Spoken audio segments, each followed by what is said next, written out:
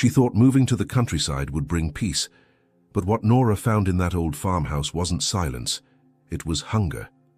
A hunger she'd forgotten existed. Jack, her husband, was no longer just the man she'd married. He'd become the touch she craved in the morning light, the warmth she felt even when he was miles away, and when their eyes met on that wooden porch, she knew something wild was awakening between them, something they could no longer ignore. If this story stirred something inside you, subscribe to the channel, leave your like and become a member to get early access to the next chapters. And if you really felt it was worth it, click the super thanks button too. Your support means everything and helps us keep bringing stories that touch the heart. Now tell us, where are you listening from? The gravel crunched under the tires as Jack parked the old pickup truck at the entrance to what would now be their home. Nora got out first, her sneakers meeting the red clay of North Carolina that seemed to pulse with a life of its own. The air tasted different here, cleaner, sweeter, soaked in pine, and something earthy she couldn't name. It was late September, and the afternoon sun filtered through the towering oaks that framed the property, casting shadows that danced across the time-worn porch. This wasn't Dallas. There were no honking horns, distant sirens, neon lights bleeding into the night sky. Here there was only the rustling of leaves, the distant call of a hawk, and the deep silence that seemed to wrap around them like a blanket. Or a challenge. Jack stopped beside her, hands on his hips, examining the old farmhouse with the trained eye of someone who knew how to fix things. At 38, he still had that solid, capable build that came from years of working with his hands, first in the Navy, now as a marine mechanic. His dark hair had grey threads at the temples, and when he turned to look at her, those green eyes carried something she hadn't seen in months. Hope. "What do you think?" he asked, his voice hoarse from the long drive. Nora tucked her red hair behind her ear, the camera bag still hanging from her shoulder. At 30, she'd photographed countless landscapes, weddings, moments frozen in time. But standing here, looking at that century-old house with its peeling paint and crooked shutters, she felt something move inside her chest, something that had nothing to do with photography. "I think," she said slowly, "that either we're crazy or we're exactly where we need to be." He laughed, a real laugh, not that tired little chuckle she'd grown used to, and took her hand. His palm was warm and calloused, familiar in a way that was both comforting and unsettling. When was the last time they'd actually held hands? Not just the perfunctory touch as they passed each other. The house smelled of old wood and dust when they walked in. Sunlight broke through gaps in the curtains, illuminating particles floating lazily through the air. The wooden floor creaked under their weight, each sound echoing through empty rooms that seemed to be waiting for furniture, for life, for them. "I'll get the boxes," Jack said, but his hand lingered at her waist before pulling away. That touch, so simple, so ordinary, but it sent a spark running up her spine. Nora walked through the house alone, her footsteps marking the beginning of something she still couldn't define. The kitchen had vintage white cabinets and a farmhouse sink deep enough to bathe in. The living room boasted a stone fireplace that probably hadn't seen fire in years. Upstairs, the master bedroom overlooked the back of the property, acres of untamed land stretching toward a tree line in the distance. She stood at the window watching Jack unload boxes from the truck, his shirt already sticking to his back despite the autumn breeze. There was something primal about watching him work, something that awakened a part of her she'd thought had fallen asleep under the weight of bills, deadlines, and the monotonous rhythm of city life. They'd been married for 6 years, good years mostly, but somewhere along the way they'd become roommates who occasionally remembered to kiss goodnight. The passion that had once consumed them had dissolved into comfortable routine, until it wasn't even comfortable anymore, just routine. That's why they left. That's why Jack took a job that would keep him on boats for weeks at a time, and why she agreed to this isolated farm where the nearest neighbor was a mile away. They needed space. They needed change. They needed to remember who they were before life wore them down. By nightfall, they'd managed to set up the bed and unpack enough boxes to make the place feel less like an empty shell. Nora was on the back porch, a glass of wine in her hand, watching the sun sink below the horizon in streaks of orange and purple. The temperature had dropped, and she hugged herself, feeling the cold seeping through her thin cotton shirt. She didn't hear him approach. One moment she was alone with her thoughts. The next, his warmth enveloped her from behind. His arms circled her waist, pulling her against his chest. She felt his breath against her ear, warm and deliberate.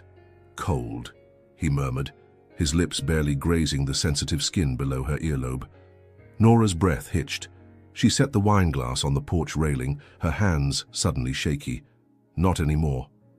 His fingers spread across her stomach, and she felt the heat of his palm through the fabric. He didn't move, didn't rush anything. Just held her there while the last light bled from the sky and the crickets began their nightly symphony. "I've been thinking about you all day," he whispered, and the roughness in his voice made her knees weak. She turned in his arms, facing him in the growing darkness. His eyes were dark, pupils dilated, and she saw in them a hunger that mirrored her own.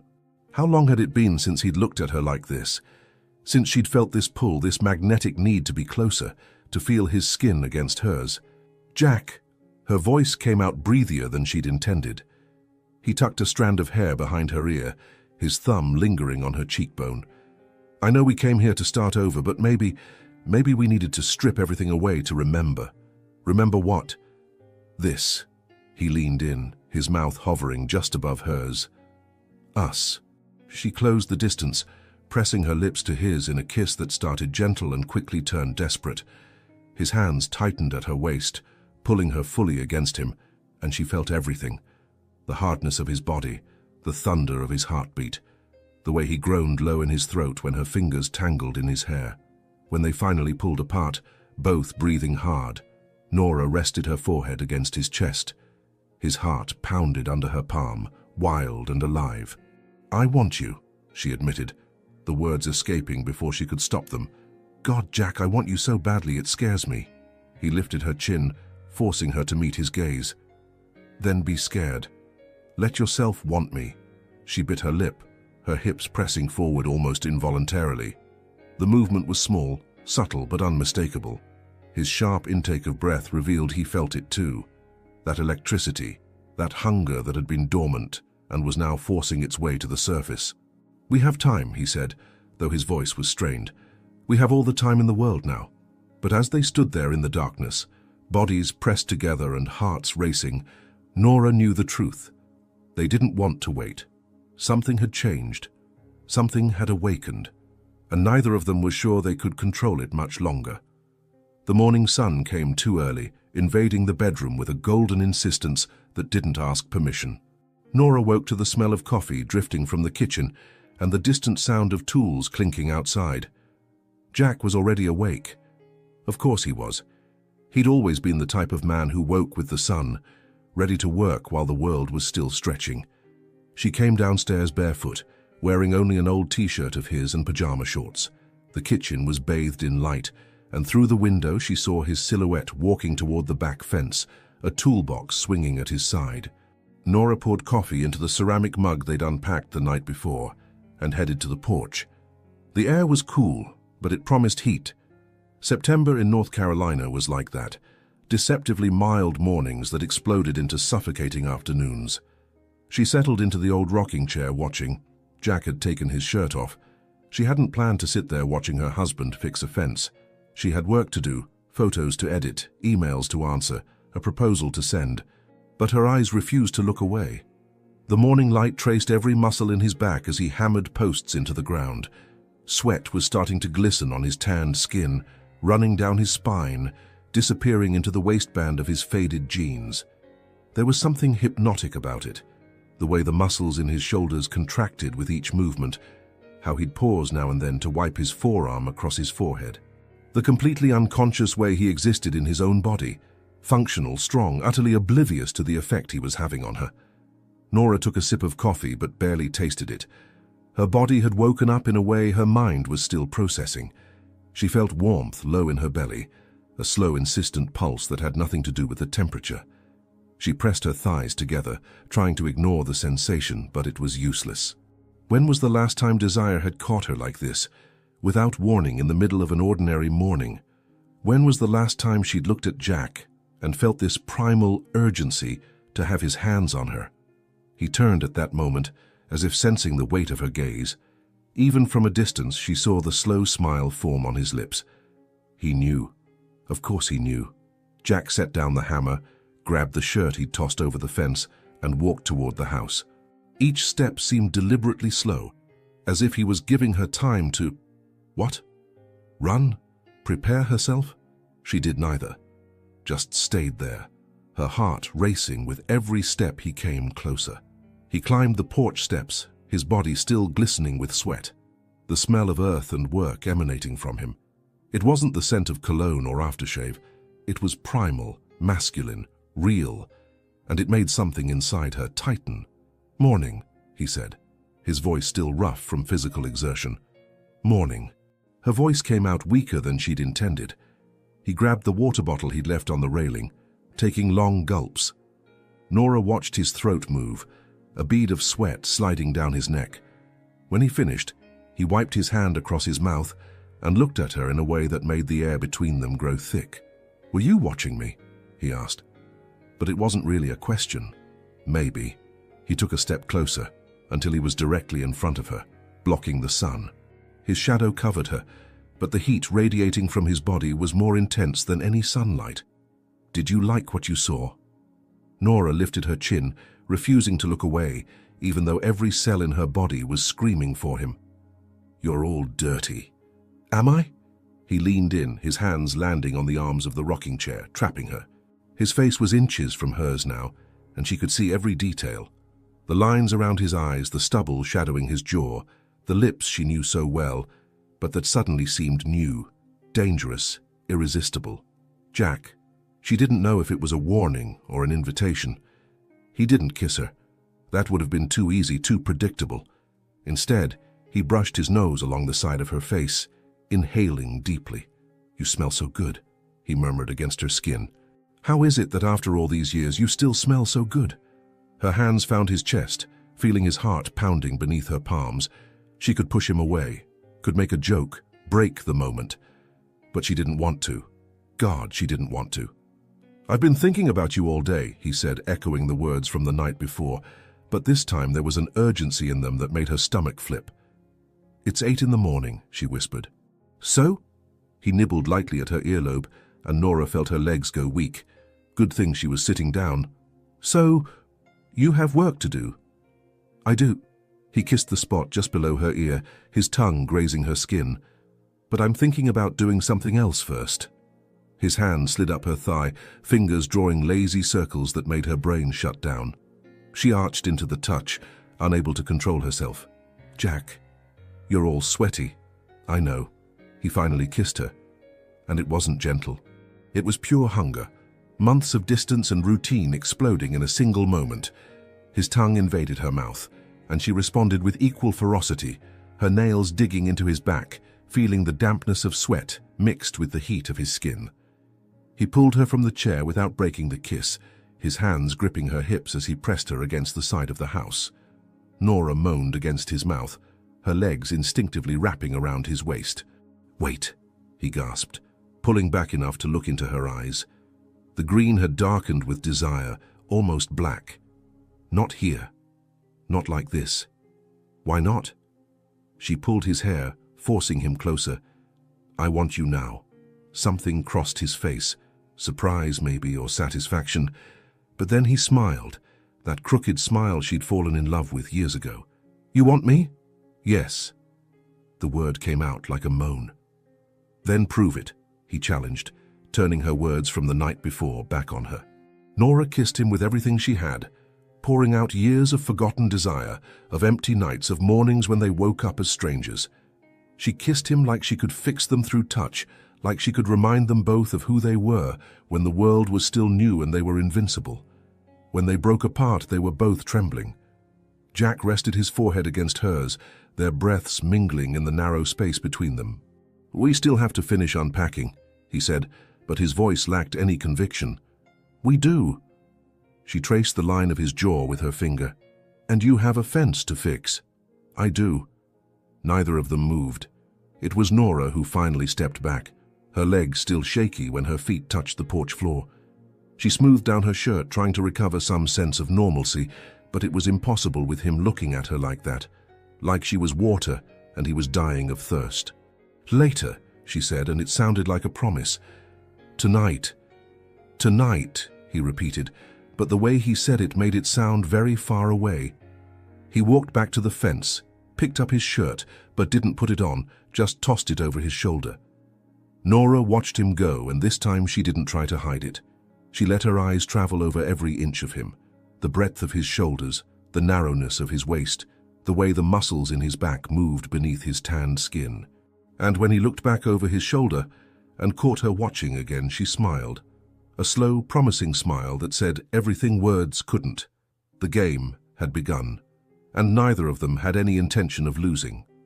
The following days unfolded in a silent dance of provocation and restraint. The farm routine established itself quickly. Jack woke with the sunrise, Nora 2 hours later. He fixed what was broken, she edited photos on the porch. They had dinner together as the sun set. They talked about simple things. The roof that needed repair, the client who wanted wedding photos in October, whether they should plant tomatoes in the spring. But beneath the surface of these mundane conversations, something simmered. Something that turned every interaction into a minefield of sexual tension that neither of them knew how to diffuse, or even wanted to diffuse.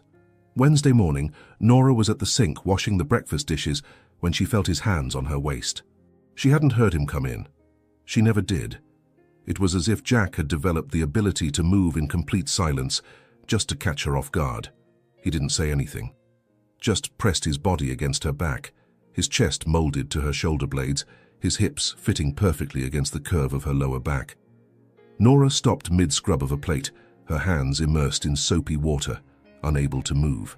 His lips found the nape of her neck, kissing the exposed skin where her hair was pulled up in a messy bun. It was a gentle kiss, almost chaste, but the way he lingered there, his warm breath against her sensitive skin, made her knees threaten to give out. "Keep going," he murmured against her neck. "Don't stop on my account." As if she could keep washing dishes with his body pressed against hers like that. But Nora was stubborn, always had been. So she forced her hands to move, picked up another plate, scrubbed it with deliberately slow movements. Jack smiled against her skin. She felt it.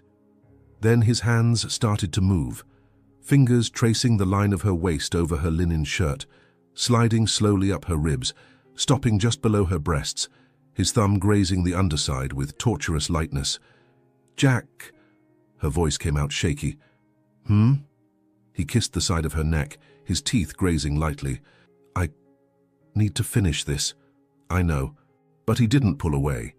His hands descended again, this time sliding under the hem of her shirt, finding bare skin. His calloused fingers drew abstract patterns on her stomach, up, down, never going too far, but always suggesting. The plate slipped from Nora's hands, falling back into the water with a splash that scattered suds. She leaned against the edge of the sink, her head falling back against his shoulder, surrendering. "That's what I wanted," he whispered in her ear. "To see you surrender." Then, as suddenly as he'd appeared, he pulled away. Nora heard the back door close and stood there, trembling, wet from the waist down where the sink water had splashed, completely thrown off balance. That impossible man was playing with her, and the worst part, she loved it. That night at dinner, it was her turn. Nora poured wine, a Merlot that Jack liked, and made sure to wear that light blue summer dress he'd bought her for her last birthday. The kind of dress that looked innocent until the light hit it at a certain angle and revealed the silhouette of her body underneath. She noticed the exact moment he caught on. His eyes flickered from his food to her, dropped to the modest but suggestive neckline, followed the curve of her waist, stopped at her crossed legs. His jaw tightened. "New dress?" he asked, his voice carefully neutral. "No. You gave it to me, remember?" She took a sip of wine, her lips touching the rim of the glass in a way she knew was provocative. Just hadn't had an occasion to wear it. "And this is an occasion. Dinner with my husband on a random Wednesday?" She tilted her head, feigning innocence. "Why wouldn't it be?" He didn't answer, just looked. And in that look, Nora saw hunger. Not the kind they satisfied with food, but that other kind, the one that made her whole body vibrate with anticipation. They finished eating in charged silence. When Nora started to clear the plates, Jack's hand closed around her wrist. "Leave them," he said, pulling her into his lap. She went without resistance, sitting sideways on his thighs, the dress riding up slightly. His hand found her bare thigh, fingers drawing lazy circles on her skin. "You're teasing me," he accused, but there was humor in his voice. "Am I?" She ran her fingers through his hair, watching the strands darken where the candlelight didn't reach. "I didn't notice." "Liar!" He turned her face with his free hand, forcing her to look at him. "You know exactly what you're doing." "Maybe." She smiled, and it was a smile full of unfulfilled promises. "But you started it." "I did." He pulled her hair, gently but firmly enough to tilt her head back, exposing her throat. He kissed the pulse beating there, his tongue tasting the salt of her skin. "And I'm going to finish it too." But he didn't finish it. Not that night. He kissed her until they were both breathless, hands exploring over clothes but never under them, creating a delicious friction that was both satisfaction and torture. Then he carried her to the bedroom, laid her on the bed, and simply stopped. "Not yet," he said, kissing her forehead with a tenderness that contrasted violently with the desire in his eyes. "When I have you, Nora, it'll be because neither of us can wait anymore, not because it was convenient or because it's what couples do on Wednesday nights." She should have been frustrated, should have protested, but instead something inside her melted, because he was right. This, whatever was happening between them, deserved more than haste. It deserved anticipation. It deserved slow combustion. "Okay," she whispered, pulling him to lie beside her. "We can wait." But as they lay there in the darkness, bodies aligned perfectly, breaths synchronizing, they both knew the waiting was killing them, in the best possible way. The next morning Jack had to travel, 3 days on a ship, fixing engines at the Norfolk port. Nora walked him to the truck, her arms crossed over her chest against the October chill that had finally arrived. 3 days, he said, kissing her one last time. A long, deep kiss that promised everything and delivered nothing but more desire. 3 days, she repeated. But as the truck disappeared around the bend in the dirt road, Nora realized something surprising. She wasn't sad. She was excited, because now when he came back, the anticipation would have grown so much that neither of them would be able to contain it anymore. She smiled to herself, turning back to the house. The game continued. And the best part? They were both winning. The next 3 days passed slowly. Nora worked, cleaned, explored the property with her camera. But at night, lying alone in the too-big bed, all she could think about was him. His smell on the pillow, the sound of his breathing, the way his hands felt on her skin. She picked up her phone more times than she'd admit, typing messages she never sent. "I miss you. I need you. Come back soon." Too desperate. Too needy. But on the second night at 11 o'clock her phone buzzed. "Jack, are you awake?" Nora, "Yes." "Jack, thinking about you." 3 words, just 3 words. But they made her heart race. "Nora, what are you thinking?" The response took a while. When it came, Nora had to read it twice to make sure she understood. "Jack, about the way you moan when I kiss that spot on your neck. About the way your eyes go dark when you want me. About the way your body fits against mine like we were made for each other." Nora stared at the screen, her face heating up. Her fingers trembled as she typed back. "Nora, come home, Jack. Jack, tomorrow. And when I get back."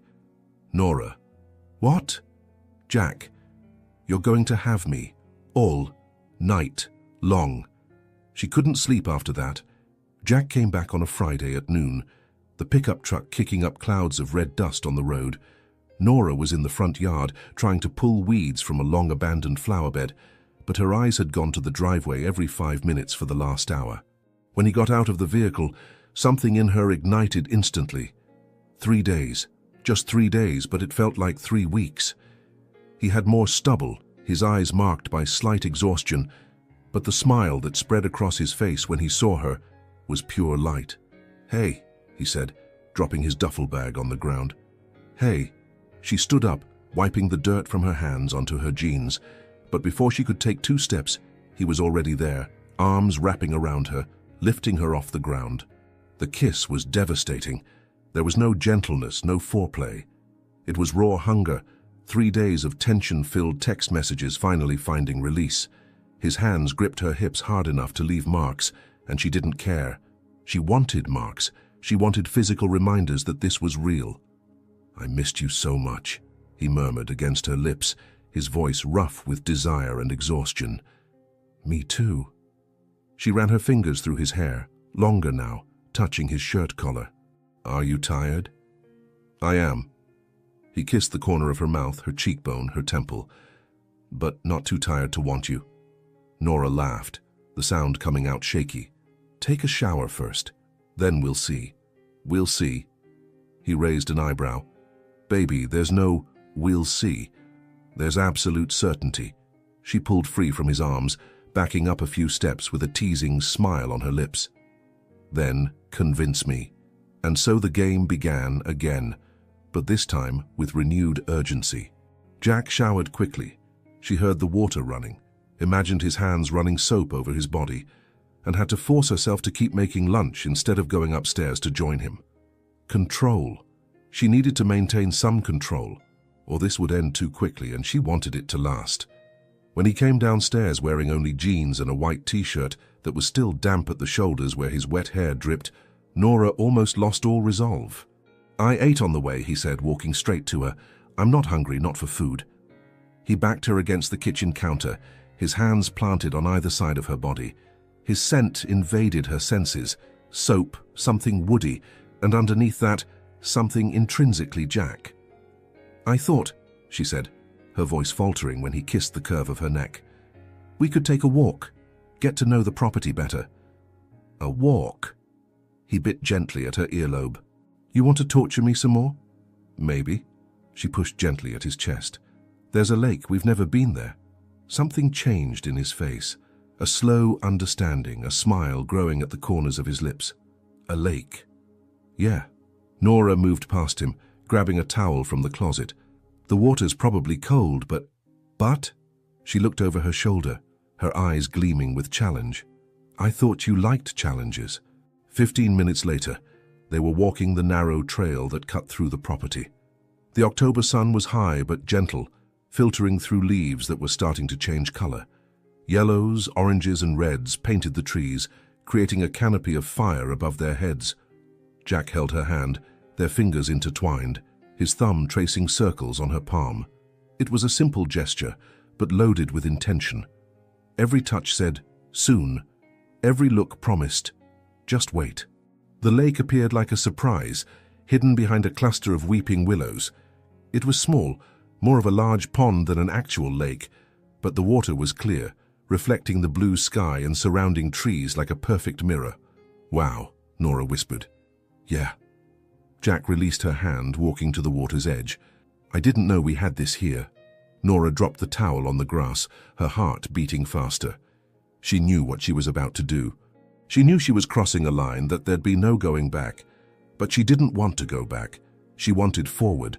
She wanted him. She started taking off her clothes. First the shirt, pulling it over her head in a slow, deliberate movement. She wasn't wearing a bra, she hadn't planned it, but now it seemed intentional. Her nipples hardened in the cool air, and she saw the exact moment Jack noticed, his body freezing, his eyes darkening. Then the jeans, unbuttoning each button with torturous calm, pushing the fabric down her hips until it fell to her ankles. She stood in just her underwear, simple black lace, nothing extraordinary, but by the way Jack was looking, it might as well have been luxury lingerie. "Nora!" His voice was a warning, or a plea. She wasn't quite sure. "Come with me," she said, turning and walking toward the water. The first touch of icy water stole her breath, but she didn't stop. She kept going until the water reached her waist, then her shoulders. Then she dove completely, letting the cold penetrate every pore, awaken every nerve ending. When she emerged, pushing her wet hair back, Jack was standing on the shore, watching her like she was something mythical, unreal. "Are you coming or not?" she challenged, smiling. He didn't answer with words, simply pulled off his shirt in one fluid motion, then his jeans, standing in just black boxer briefs. His body was everything she remembered and more, muscles defined by manual labor, not a gym, tanned skin, a few scars here and there telling stories of years at sea. He entered the water faster than she had, not caring about the cold. He swam straight to her, and when he got close, he pulled her to him with one hand on the nape of her neck, the other at her waist. "You," he said between wet, urgent kisses, "are going to kill me." "What a way to go," she whispered against his lips. Her legs wrapped around his waist automatically, his body supporting hers in the water. His hands traveled down her wet back, fingers tracing her spine, descending, gripping the curve of her ass and pulling her closer. Nora moaned, her head falling back, offering her neck. Jack accepted the offer immediately, his mouth finding the damp skin, kissing, biting, sucking.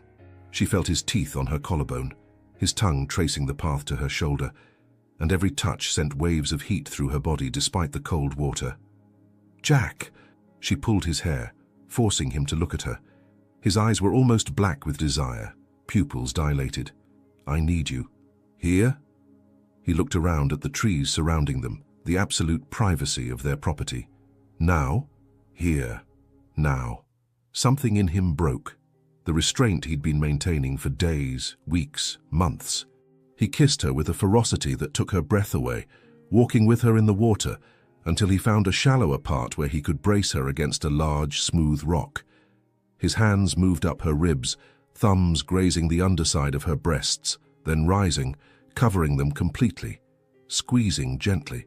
Nora arched into the touch, a moan escaping her lips when his thumbs passed over her hardened nipples.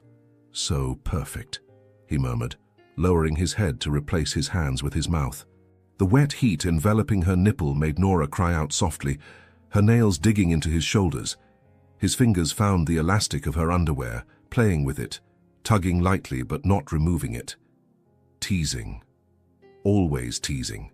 "Jack, please." "Please what?" He bit gently at her other nipple, making her shudder. "Tell me what you want." "You." "Inside me." "Now." He groaned against her skin. And finally, he pulled her underwear to the side. His fingers found her center, caressing, exploring, discovering how ready she was. "God, Nora." His voice was shredded. Yes." She pulled him into a desperate kiss. "Because of you. Always. Because of you." And there, with the lake water lapping at their bodies and the October sun warming their skin, they finally let all control crumble. The walk back to the house was done in silence, but it wasn't an empty silence. It was loaded, heavy with unfulfilled promises and unfinished touches. What happened at the lake was just the beginning, an appetizer that left them both hungry for the main course. Nora could feel her skin still damp under her clothes, her hair dripping down the back of the shirt she'd hastily thrown on. Jack walked beside her, his hand firm on her lower back, fingers drawing patterns that made her whole body vibrate with anticipation. When they reached the house, the sun was starting to descend on the horizon, painting the sky in shades of pink and gold. The light poured through the windows, transforming everything into something ethereal, almost unreal. Jack closed the door behind them and simply looked at her. He didn't say anything, he didn't need to. The look said it all, the hunger, the desire, but also something deeper. Something that went beyond the physical and touched the emotional in a way that made her chest tighten. "Come here," he finally said, extending his hand. Nora placed her hand in his, and he led her upstairs. Each step seemed to last an eternity. Her heart was pounding so hard she was certain he could hear it. When they reached the bedroom, the golden light of sunset flooded the space, making dust particles dance in the air like tiny stars. Jack stopped in the middle of the room and pulled her to him, but this time there was no rush. His hands found her face, thumbs caressing her cheekbones as he studied her as if seeing her for the first time. "You're so beautiful," he whispered, and there was something broken in his voice. "Sometimes I forget to tell you, forget to look. But you are... Nora, you take my breath away." Her eyes burned with unshed tears. "Jack, let me do this right this time," he interrupted gently. "Let me love you the way you deserve." He started with her hair, releasing the elastic holding the damp strands in a messy bun. He ran his fingers through the red locks, separating them, letting them fall over her shoulders. Then he kissed her forehead, her eyelids, the tip of her nose, the corner of her lips, everything except her mouth, building anticipation. His hands moved down to the hem of her shirt, and he paused, looking into her eyes for permission. Nora nodded, raising her arms. He pulled the fabric slowly, revealing skin inch by inch. When the shirt fell to the floor, he simply looked, his eyes traveling over every curve, every mark, as if memorizing. "Perfect," he murmured, leaning in to kiss her shoulder, moving down her collarbone, stopping in the space between her breasts where he could feel her heart hammering. Nora trembled, her hands finding his shirt. "Your turn." She unbuttoned each button with fingers that trembled slightly, not from nervousness, but from expectation. When she reached the last one, she pushed the fabric off his broad shoulders, letting it fall. Her hands immediately went to his chest, feeling the warmth of his skin, the strong beating of his heart under her palms. "I missed you too," she admitted, her voice barely more than a whisper. "Every night alone in this bed, all I wanted was you here." He captured her lips in a deep, slow kiss, exploring every corner of her mouth with a patience that bordered on torture. Their tongues met, danced, entwined, while their hands explored familiar but somehow new territory. Jack guided her gently until her back met the bed. She sat on the edge, and he knelt in front of her, his hands going to the button of her jeans. He undid it slowly, pulled the zipper tooth by tooth, then began sliding the fabric down her legs. But it wasn't just that. With every inch of exposed skin he kissed, her hip, her thigh, her knee, her calf, her ankle, as if every part of her deserved individual worship.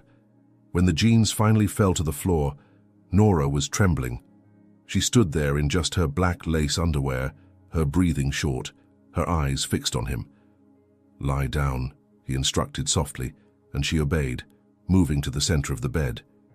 He removed his own jeans, standing in just his boxers, and climbed onto the bed with her. But instead of positioning himself over her, he lay beside her, propped on one elbow, his free hand tracing lazy patterns on her stomach. "We have all night," he said, kissing her shoulder. No need to rush. But Nora was tired of waiting. She pulled him on top of her, her legs opening to accommodate him, and finally, she felt his weight, his heat, his solidity pressing her into the mattress. "I need you now," she whispered against his lips. "I can't wait anymore." Something in his expression changed. The tenderness was still there, but now mixed with urgency. He pulled off her underwear more quickly, tossing it aside, then removed his own. And there, naked and vulnerable in the golden evening light, they finally allowed themselves what they'd been denying. Jack entered slowly, so slowly it was almost painful. Nora arched, her hands gripping his shoulders, nails digging in lightly. He paused when he was completely inside, his forehead resting against hers, his eyes closed as if he were praying. "Open your eyes," she asked, her voice hoarse. "I want to see you." He obeyed, and what she saw there almost undid her. It wasn't just desire. It was love. Raw, unguarded, absolute love. "I love you," he said, beginning to move. "You never doubted that, did you?" "Never," she confirmed, lifting her hips to meet each thrust. "But say it again. I love you." He kissed her between words. "I love you, I love you." The rhythm gradually increased, each movement building on the previous one, creating a delicious tension that grew and grew. Nora wrapped her legs around his waist, changing the angle, and moaned loudly when he hit a spot that made stars explode behind her closed eyelids. "There," she gasped, "right there." Jack altered the rhythm, deeper, more intense, and Nora felt the world beginning to fray at the edges. His hands were everywhere, in her hair, on her face, on her hips, pulling her closer, always closer, as if it were possible to fuse two bodies into one. "Look at me," he commanded, and she opened her eyes, meeting his.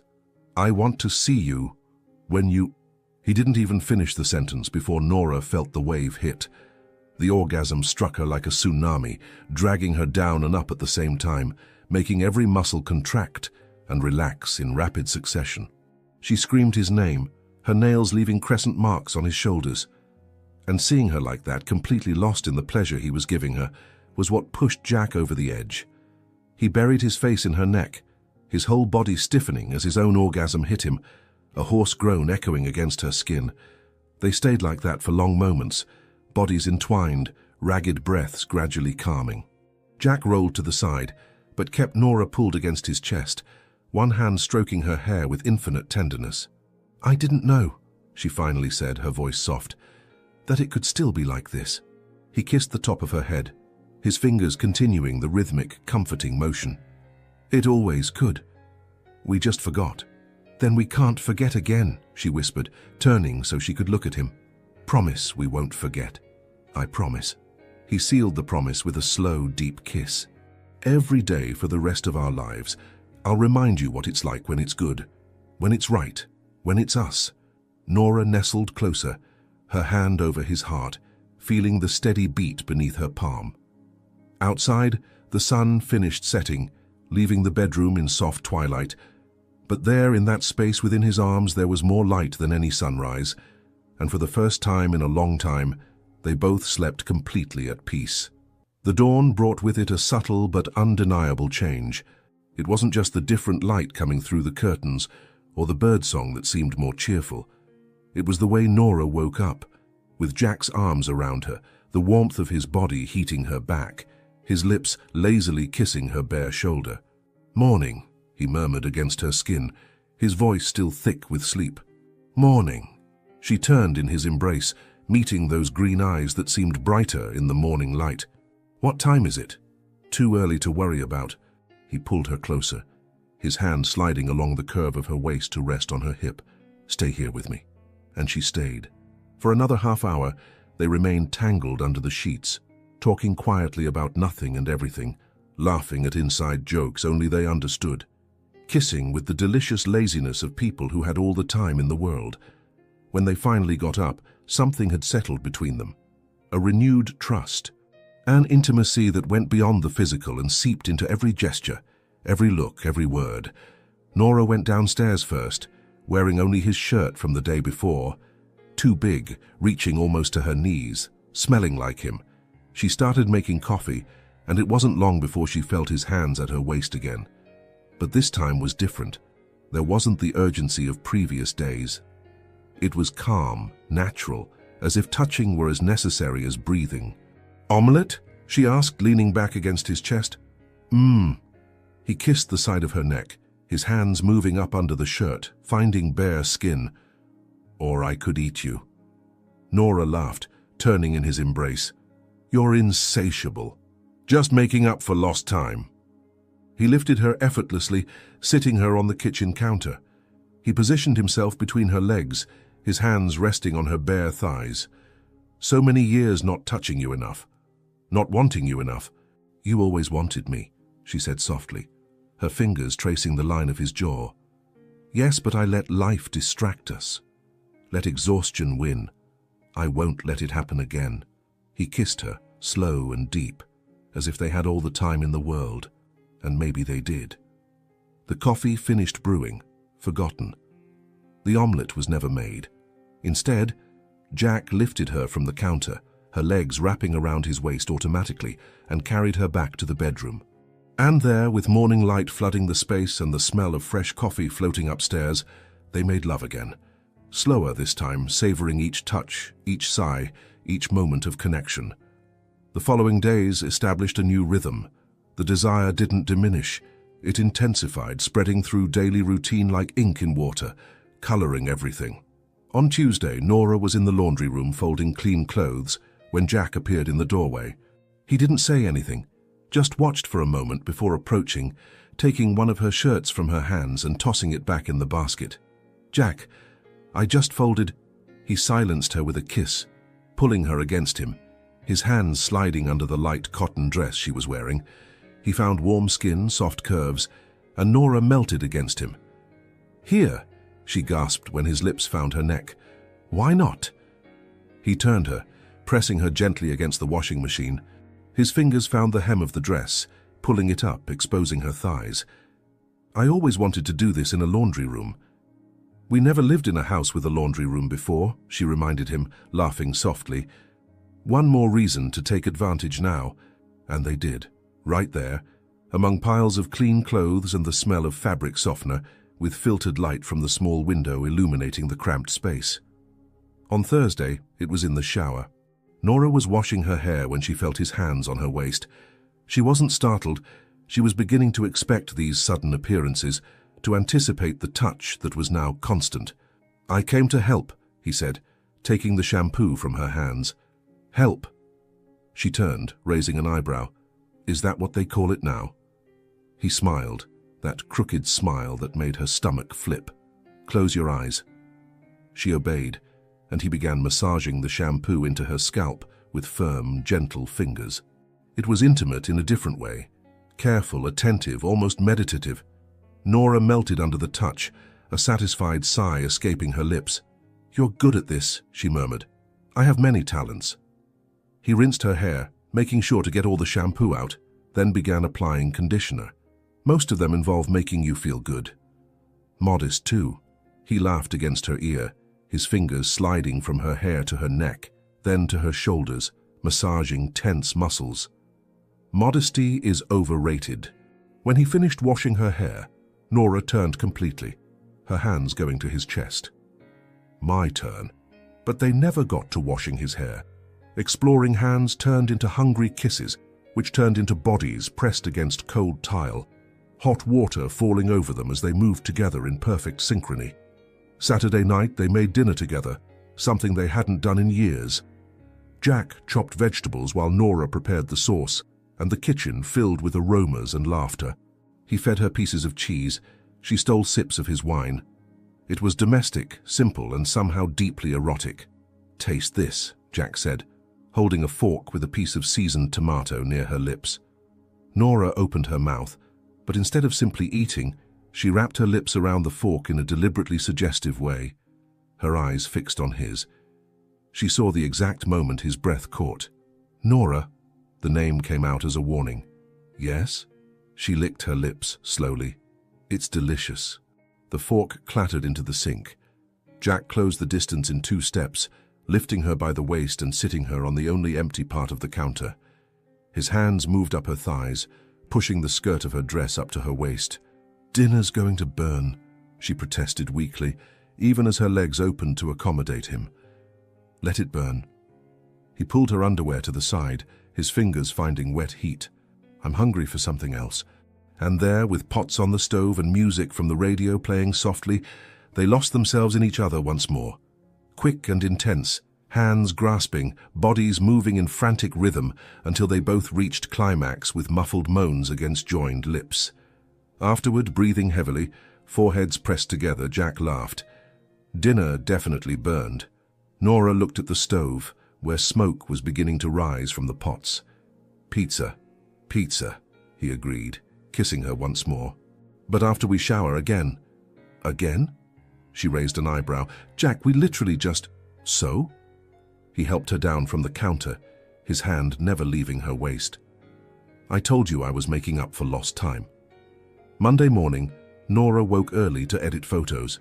She settled on the living room couch with her laptop, a cup of coffee on the side table, completely focused on work. She didn't hear Jack come downstairs, didn't notice when he entered the room. She only noticed when he sat beside her, pulled the laptop from her hands and set it aside. "Jack, I was working—" "I know." He pulled her onto his lap, positioning her facing him, her legs on either side of his hips. "But you looked tense. I'm in the middle of an important project." He kissed the corner of her mouth, his hands massaging her tense shoulders. "So let me help you relax." And before she could protest, before she even wanted to protest, he was kissing her slow and deep, hands exploring under the silk nightgown she wore. The laptop was forgotten. Work could wait. Because this, them, was more important than any deadline or project. "You're going to ruin me for anything else," she murmured against his lips. "Good." He smiled, pulling her closer, "because I don't want you doing anything but me." And there, in the soft morning light, with the world continuing outside but completely irrelevant within those 4 walls, they proved to each other once more that desire didn't need special occasions. It could exist in the everyday, in routine, in the small pauses between tasks. It could exist always. And it would. October slid into November with surprising ease. The trees around the property lost their last leaves, leaving bare branches silhouetted against the grey sky. The air grew colder, bringing with it the promise of winter, and nights came earlier, wrapping the farm in a velvety darkness that invited intimacy. Nora and Jack developed a ritual. After dinner, instead of going straight to bed or getting lost in glowing screens, they'd light the living room fireplace, open a bottle of wine, and simply talk. It was something they hadn't done in years. Really talk. Not about bills or work or what needed fixing in the house, but about dreams, fears, memories, desires, the things that made up the essence of who they were. One particularly cold Friday night, they were on the thick rug in front of the fireplace, 2 glasses of Cabernet between them.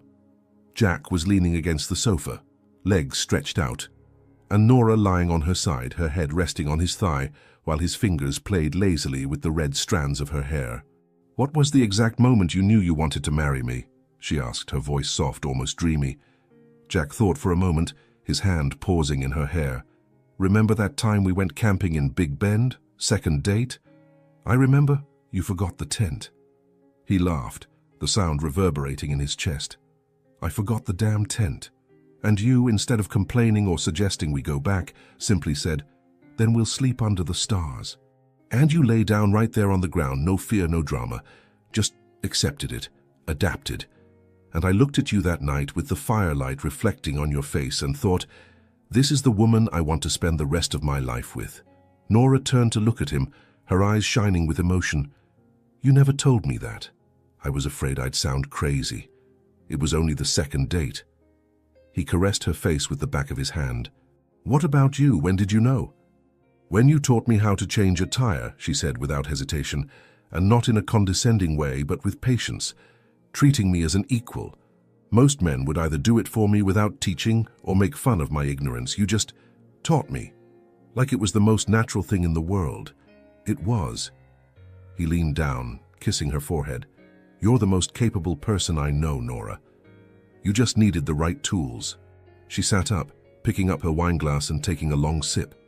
The alcohol warmed from the inside, loosening words she usually kept locked away. "Can I ask you something? Anything. Why did we stop?"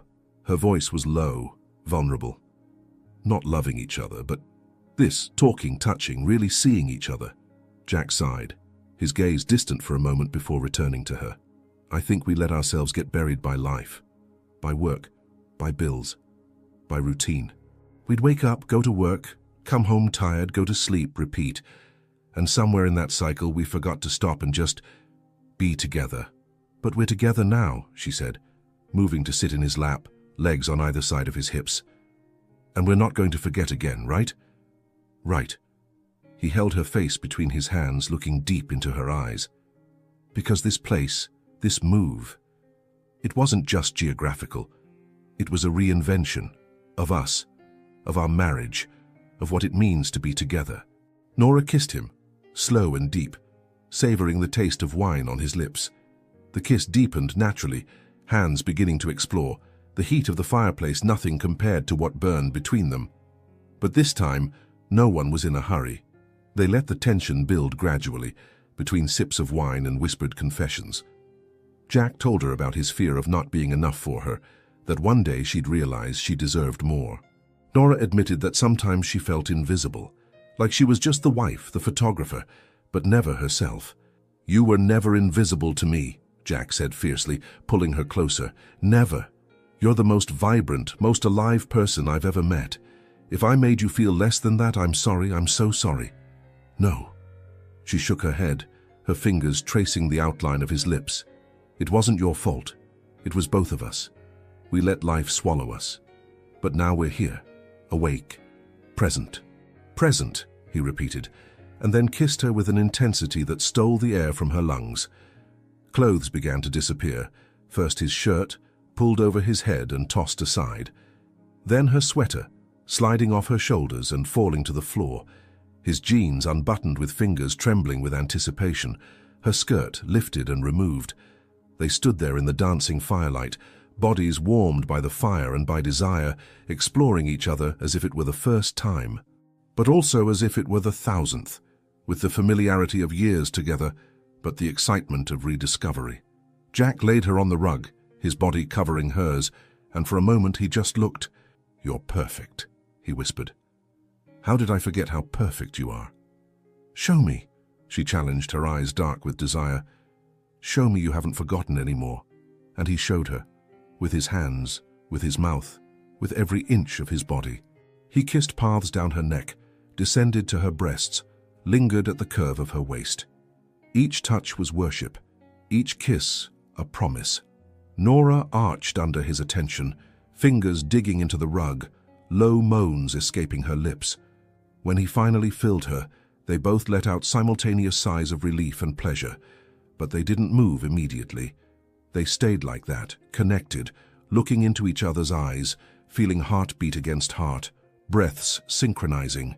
"I love you," Jack said, his voice rough with emotion. "I love you so much it hurts sometimes." "Me too." She pulled him into a deep kiss. "So don't stop.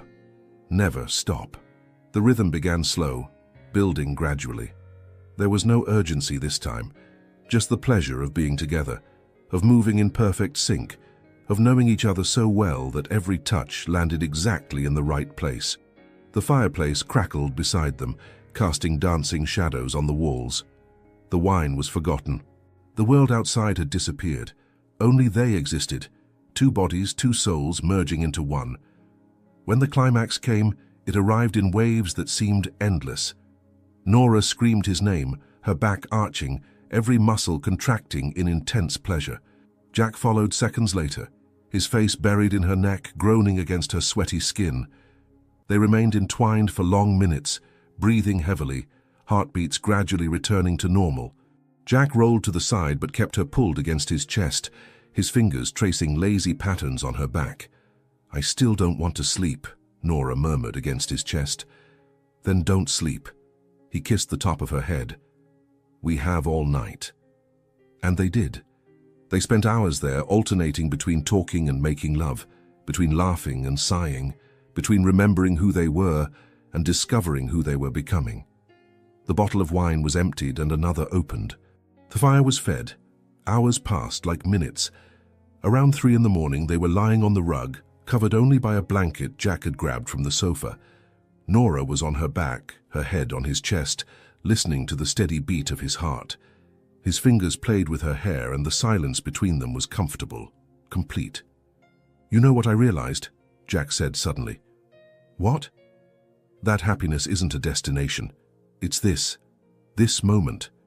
You and me, unhurried, unafraid, just being." Nora turned to look at him, her heart squeezing with so much love it barely fit in her chest. "When did you get so wise?" "Since I gave myself the chance to really live." He pulled her into a slow, deep kiss. "With you." Eventually, in the early morning hours, they went upstairs to the bedroom, but they didn't sleep immediately. They made love one more time, slow and sleepy, and then finally surrendered to sleep, completely satisfied and deeply connected. And when they woke at noon, entwined and smiling, they knew they'd created something precious that night. Not just physical pleasure, but true intimacy. The kind that sustains a marriage, the kind that makes every day worthwhile. December arrived, bringing with it the first true cold of winter. The property woke covered in frost, each blade of grass glistening as if it had been dusted with diamonds. Nora woke to the smell of coffee and something sweet coming from the kitchen. Pancakes, maybe, or French toast. She came downstairs wrapped in a thick robe, bare feet touching the cold wooden floor. Jack was in the kitchen, wearing only sweatpants, his torso bare despite the temperature. He always ran warmer than her, a human furnace that kept her heated on cold nights. "Morning," she said, wrapping her arms around his waist from behind. He turned, smiling, and kissed her forehead. "Morning, love, I made breakfast." "I see that." She looked at the already set table, pancakes, fruit, maple syrup, even flowers in an improvised vase. "What's the occasion? Do I need an occasion to spoil my wife?" He pulled out the chair for her. "Sit." They ate slowly, talking about plans for the day. Jack needed to go to town for supplies. Nora had some photos to edit. Mundane, everyday things. But there was an undercurrent of something more. An appreciation for these simple moments that would have gone unnoticed before. After breakfast, Nora went upstairs to shower. The hot water was a balm against the cold, and she lingered under the spray, letting tension melt from her shoulders. She didn't hear the bathroom door open, didn't realize she was no longer alone until she felt his hands on her waist. She didn't startle. She never did anymore. Just leaned back against his chest, a smile touching her lips. Can't stay away, can you? From you? Never. He kissed her shoulder, his hands sliding forward, caressing her stomach. Let me wash your hair. There was something deeply intimate about this gesture, more intimate in some ways than sex itself. Letting someone care for you like this, vulnerable and exposed, required a level of trust they were rebuilding brick by brick. Yes, she whispered. Jack grabbed the shampoo, poured a generous amount into his hands and began massaging her scalp. His fingers were firm but gentle, creating circles that made her eyes close in pure pleasure. You have magic hands, she murmured. Only for you. He rinsed out the shampoo, then applied conditioner, his fingers running through the length of her hair. You know what I thought this morning? That I've never been as happy as I am now. Here, with you. Something in his voice made Nora open her eyes and turn to face him. There was an intensity in his gaze that went beyond desire. It was something deeper, more vulnerable. Jack, let me finish. He caressed her face, water streaming between them. I spent so many years thinking happiness was having more money, a bigger house, a better job. But here, in this old house in the middle of nowhere, I have everything. Because I have you. Really have you. Not just the tired version of you who came home from work in Dallas, but you, laughing, breathing, alive. Her eyes burned with tears that mixed with the shower water. I have you too. The man I fell in love with, not the one who was so tired he could barely speak. He pulled her into a kiss that was different from all the others. It wasn't about desire or passion. It was about pure, unfiltered, absolute love. It was a kiss that said, I see you. I know you. I choose you. When they pulled apart, both trembling not from cold but from emotion, Jack turned off the shower. He grabbed a large towel and wrapped Nora in it, drying every inch of skin with an attention that bordered on reverence. Come with me, he said, taking her hand. He led her back to the bedroom where morning light came through the windows, illuminating everything with a soft golden glow. He laid her on the bed carefully, as if she were something precious and fragile. What are you doing? She asked, watching him position himself beside her. Loving you, he said simply, the way you deserve. And then it began. But it wasn't like the other times. It wasn't urgent or frantic or impatient. It was slow, so slow it bordered on torture. Each touch was deliberate, each kiss lingering. He explored every inch of her body as if it were the first time, his fingers tracing the outline of every curve, his lips following the path his hands created. When he reached her breasts, he stopped, looked at her with an intensity that made her heart race. You're the most beautiful woman I've ever seen, he said, his voice rough. And it's not just your body, it's the way you laugh, how you bite your lip when you're concentrating, how your eyes light up when you talk about something you love. It's everything, all of you. The tears came back, and this time, Nora didn't try to hold them back. She let them fall because there was no shame in being touched so deeply by words she'd needed to hear, or perhaps had always known, but had never been spoken aloud. Jack, Her voice failed. Shh. He kissed the tears away one by one. You don't need to say anything, just feel. And she felt. She felt every kiss he placed on her skin, felt every caress that traveled over her body, felt the love emanating from him in waves so tangible it was almost physical. When he finally entered her, it was while looking directly into her eyes. And it was so intense, and not physically, though it was that too, but emotionally, that Nora felt something break open in her chest, something that had been locked away for too long, protected by layers of fear and insecurity. I love you, he said, moving slowly, each thrust deep and measured. I love you in a way that hurts, Nora. In a way that scares me, because if I lost you, you won't lose me. She held his face, forcing him to look at her. "Never, I'm here, I always will be. Promise." It wasn't a question. "I promise." The rhythm gradually increased, but never lost that quality of deep connection. It wasn't just sex, it was communion. It was two souls meeting at the point where the physical and emotional merged into one. Nora felt the orgasm build slowly, like a wave growing on the horizon. When it finally hit her, it wasn't just physical pleasure. It was something transcendent. She cried, really cried, sobs shaking her body as pleasure washed through her in endless waves. Jack held her through it all, whispering words of love and comfort, kissing away tears, moving with her through the storm until he finally found his own climax. And when it came, it was with a groan that sounded almost like pain, the pain of feeling so much that his body could barely contain it. They stayed like that for long moments afterward, still connected, still looking into each other's eyes. Breaths calmed, tears dried, but the intensity remained, pulsing between them like something alive. "Are you okay?" Jack finally asked, concern coloring his voice. "I'm more than okay." Nora smiled through the last tears. It was so much. In the best possible way. Like something inside me healed. I know." He kissed her forehead. "I felt it too." He rolled to the side, pulling her so she was nestled against his chest. His fingers traced lazy patterns on her back, and the silence between them was complete. Perfect. "You know what the difference is now?" Nora asked after a while. "What?" "Before we made love because it's what couples did. It was expected, routine. But now?" She paused, searching for the right words. "Now we make love. Because we need to. Because it's the truest way we communicate. Because through this, we tell each other things that words can't express. Yes." He tightened his embrace. "And it's the kind of love I'm going to give you for the rest of our lives. Not just my body, but everything. Heart, soul, everything. Then never stop," she whispered, echoing words that had already become a promise between them. "No matter what happens, don't let us forget this again. Never." He turned her so he could look at her again. "That's a promise, Nora. Forever." And in that moment, lying in the soft light of a winter morning, completely naked and completely vulnerable, they sealed that promise with a kiss. A kiss that didn't lead to more sex, but to more conversation, more laughter, more intimacy of the kind that sustains a marriage through decades. Because they'd learned the most important lesson. True love wasn't just desire or passion. It was presence. It was vulnerability.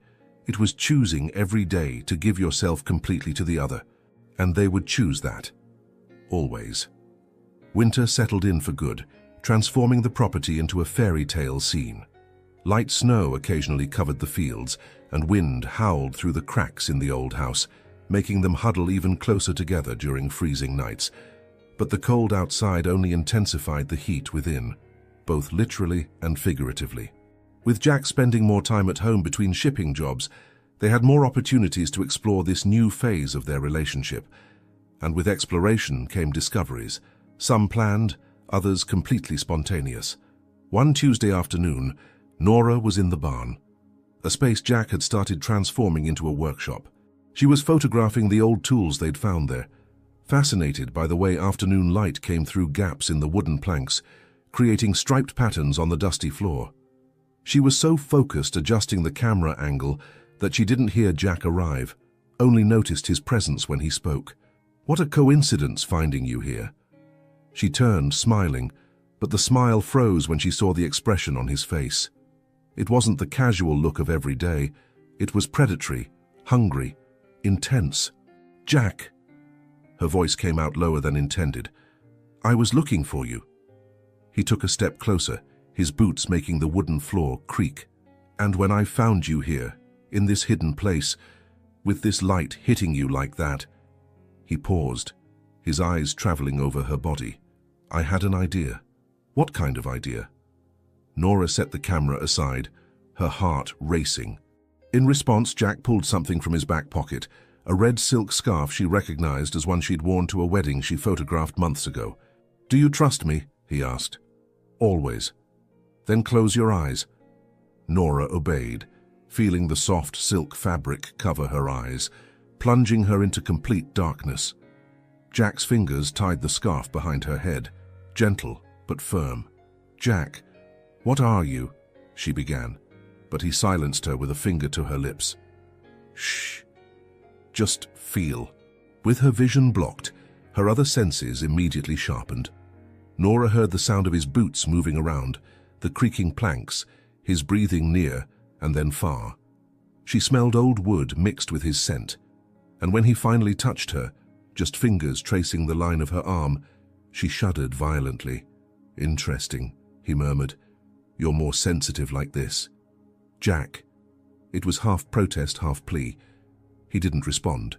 Instead, he continued exploring, his hands roaming over her body, over her clothes. Each touch was a discovery. Unable to see, Nora didn't know where she'd be touched next, and the anticipation was electrifying. His fingers found the buttons of her blouse, unbuttoning them one by one with a slowness that bordered on torture. When the fabric finally fell away, exposing her black lace bra, Nora trembled, part cold, part pure excitement. "Are you cold?" he asked, his mouth close to her ear. "No." "Liar." But there was humor in his voice. "Let me warm you up then." And he warmed her, with his hands first, traveling over exposed skin, creating trails of fire. Then, with his mouth, kissing her neck, her shoulders, descending along her collarbone. Nora leaned against the barn's wooden wall, her legs already shaky. "You're so beautiful," Jack whispered against her skin. "Sometimes I forget to tell you enough. But it's true, especially like this, surrendered, trusting me completely." He unbuttoned her jeans, pulling them slowly down her hips. Nora helped, kicking the fabric aside, standing in just her lingerie in the barn's striped twilight. "Jack, if someone comes..." "No one's coming." He kissed her stomach, his teeth nibbling lightly. "Just you and me, like it should always be." His hands moved up her thighs, fingers tracing patterns that made Nora moan softly. He knew exactly where to touch, how much pressure to apply. Years of knowing her body combined with this new intensity created a devastating combination. When his fingers finally slid under the lace of her panties, finding wet heat, Nora almost gave in completely. But Jack held her, one arm firm around her waist. "Not yet," he said. "I want to play with you a little more." And he played. For how long, Nora couldn't say. Without vision, time lost meaning. There was only his touch, his voice, his presence enveloping every sense. Eventually, when she was trembling with desire and need, he finally lifted her from the ground, carrying her to a pile of hay covered with an old blanket she hadn't known was there. He laid her down gently, the smell of dry hay mixing with everything else. "Do you still trust me?" he asked. "Always," she repeated, her voice shaky. And then he made love to her there, in the dusty barn, with afternoon light creating patterns on his back, while Nora remained blindfolded, lost in pure sensation. It was different from all the other times, more intense, deeper, more connected somehow. When he finally removed the blindfold, after they'd both found release, Nora's eyes needed a moment to adjust.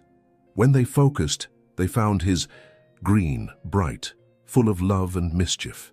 "You're crazy," she said, but she was smiling. "For you? Always have been."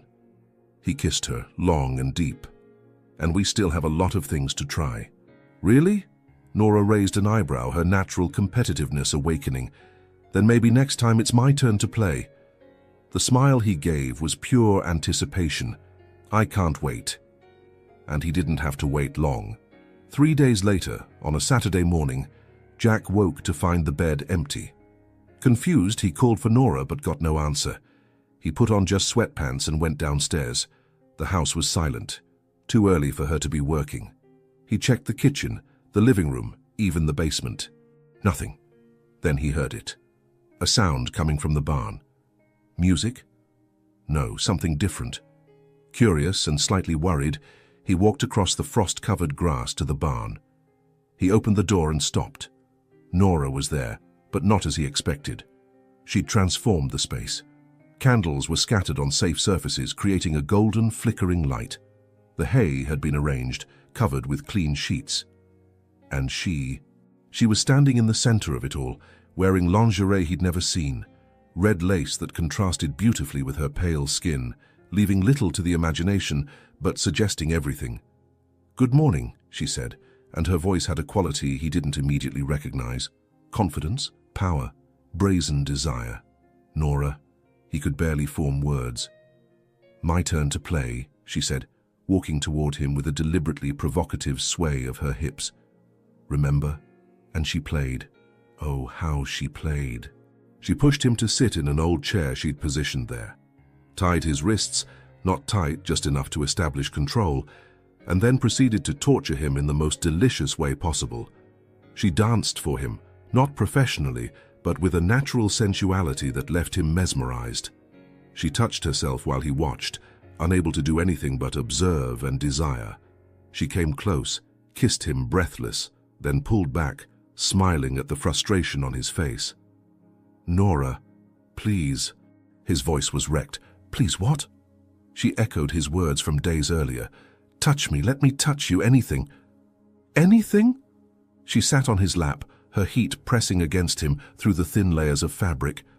"I think I can do anything." And she did. There, with Jack still tied, though he could easily free himself if he wanted, Nora took complete control. She set the pace, decided the angles, determined when and how. And Jack, used to being the one in command, discovered that surrendering control was unexpectedly erotic. When she finally untied him, they were both sweaty and satisfied, laughing between kisses. "Where did you learn that?" he asked, genuinely curious. "I didn't learn it." She traced a finger down his chest. "I just felt it, and wanted to try. With you, always with you. We can try more things," he suggested, his eyes gleaming. "There's so much we still haven't done." "We have time," Nora said, repeating words that had become a mantra between them. "We have the rest of our lives." And they did. A whole lifetime ahead to explore, discover, play, to test boundaries and create new ones, to continuously reinvent themselves with each other. January brought with it a crystalline clarity, cloudless blue skies, air so cold it burned your lungs, and a stillness that made the world seem suspended in time. Nora was in the kitchen on a Saturday morning making coffee when she heard Jack's pickup truck arriving. He'd left at 5 in the morning to get something in town, a secret, he'd said, with that mischievous smile she'd learned to recognize. Now, 3 hours later, he was back. She stepped onto the porch, hugging herself against the cold, and watched him unload boxes from the truck bed. "Need help?" "No," he answered too quickly, and she laughed. "I mean, it's a surprise. Stay there." Nora watched, amused, as he carried box after box inside. When he finished, his hands were on his hips, his chest rising and falling with effort, but his eyes gleamed with excitement. "What did you do?" she asked, trying to peek behind him. "Remember we talked about opening a rural cafe?" He took her hand, pulling her inside. "Well, I started running some numbers, researching, and I think we can do this, Nora. For real." Her eyes widened. "Really? Really?" He opened one of the boxes, revealing business planning folders, coffee bean samples, menu designs. "I thought we could use the barn, renovate it. Your photos on the walls, rustic tables, cozy atmosphere. Something that's ours. Completely ours." Nora felt tears prick her eyes. It wasn't just about the cafe. It was about Jack investing in their future, planning, dreaming, building something together. "When did you have time to do all this?" she asked, leafing through the papers. "Nights when you went to sleep early? Breaks at work? Because I want this, Nora. I want to wake up every day and work by your side. I don't want to spend weeks away anymore. I want to be here, always." She pulled him into a kiss that communicated everything words couldn't. Gratitude, love, hope. When they pulled apart, they were both smiling. "Then let's do this," she said. "Our cafe, our life, everything." The following days were a mix of planning and passion. During the day, they worked on the project, measuring the barn, making budgets, discussing themes.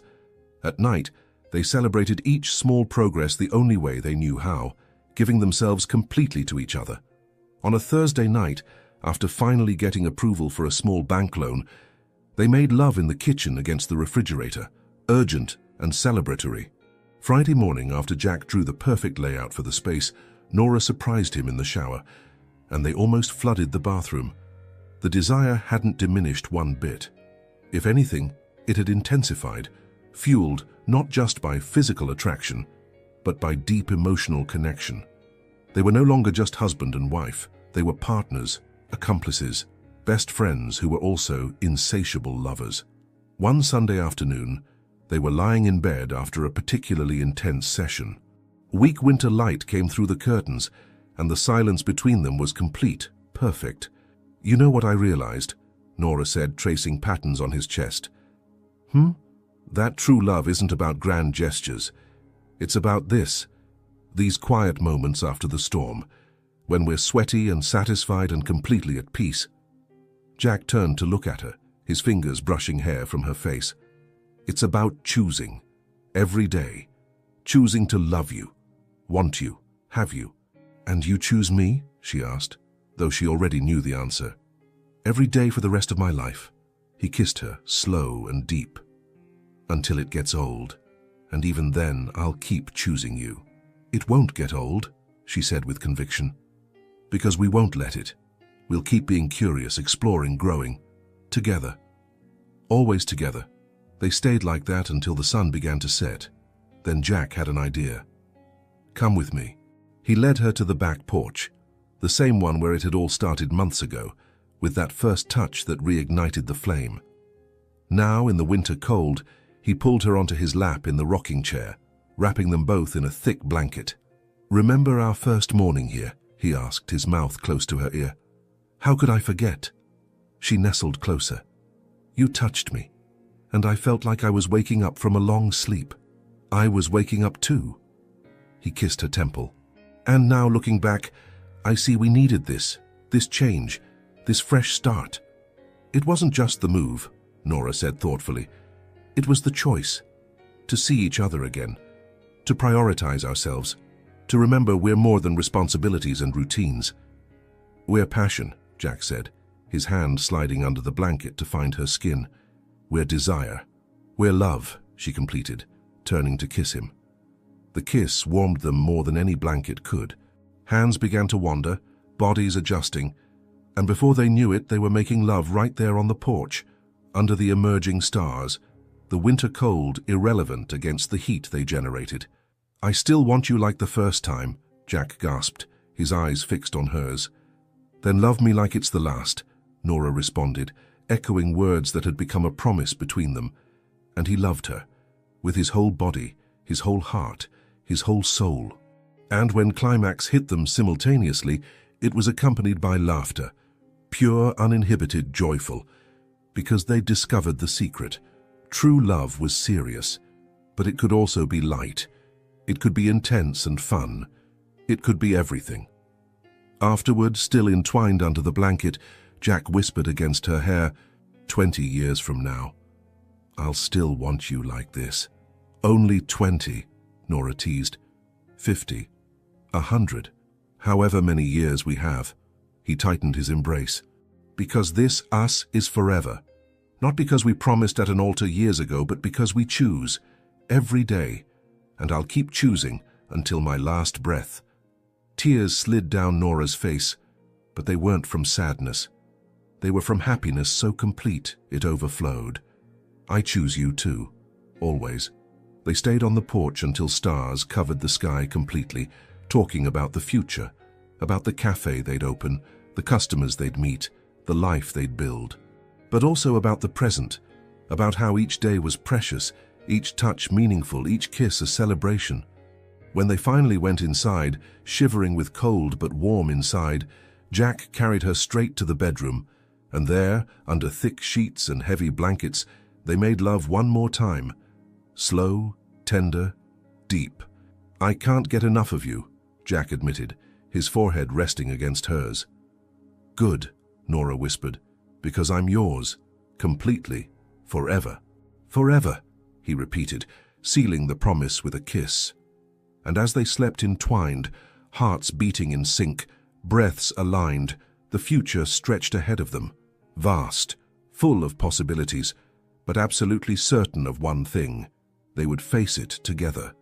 Because they'd learned the most important lesson of all: love wasn't something that just happened.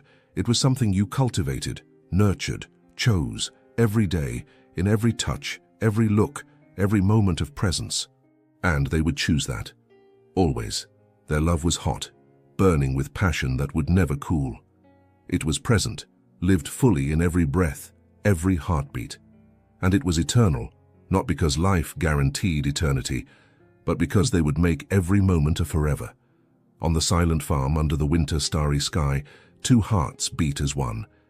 And they would continue beating, through seasons, years, decades, always together, always choosing, always loving.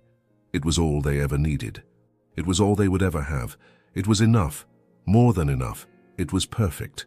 In the silence of that farm lost in North Carolina, Jack and Nora didn't just find peace. They found themselves. They discovered that true love doesn't die.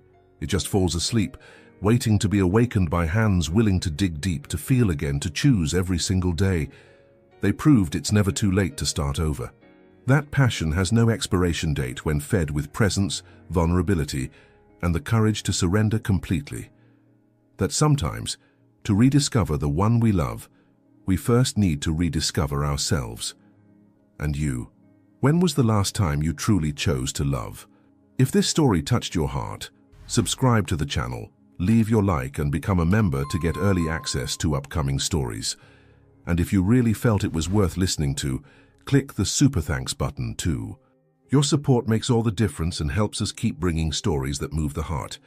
Now tell us, where are you listening from?